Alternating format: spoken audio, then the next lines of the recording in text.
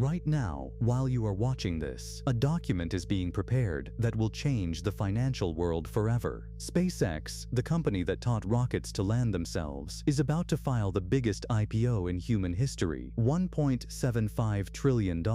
That is not a typo. That is more than the entire GDP of Australia, more than every IPO ever filed, combined into one. And the craziest part, the rockets are not even the main product anymore. For 20 years, Elon Musk resisted taking SpaceX public. He called Wall Street short-sighted. He said quarterly earnings reports would kill the company's ability to think in decades. And honestly, he was right to wait, because in those 20 years, SpaceX did something no company has ever done. They made getting to space cheap. Reusable rockets cut launch costs by 90%, and then they used that cheap access to space to build Starlink, a constellation of satellites that now blankets the entire planet in high-speed internet. 9.2 million subscribers, over $10 billion in revenue last year alone. Analysts expect that number to hit $24 billion this year. But here is where the story takes a turn that nobody saw coming. In February 2026, Musk made a move that stunned the entire tech industry. He merged xAI, his artificial intelligence company, with SpaceX, an all-stock deal. And suddenly, SpaceX was no longer just a rocket company. It was not even just an internet company. It became something entirely new, an orbital AI infrastructure company. Think about what that means. Every tech giant on Earth, Google, Microsoft, Amazon, they are all racing to build bigger and bigger data centers to power AI. But they all have the same problem: power. You need insane amounts of electricity to run AI, and the grid cannot keep up.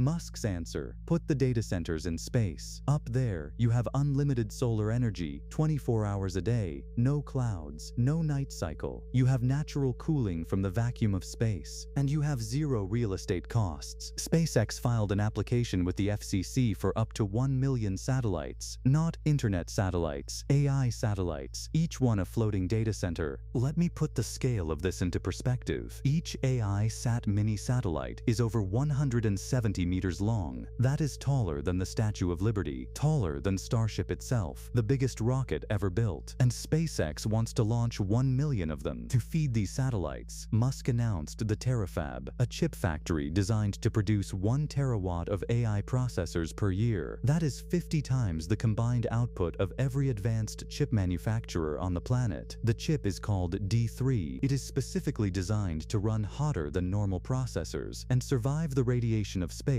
This is not a pitch deck fantasy. SpaceX already has 10,000 satellites in orbit. They already control 95% of the American launch market. They already have $22 billion in government contracts. The infrastructure to do this exists, and that is exactly why investors are lining up to pay $1.75 trillion.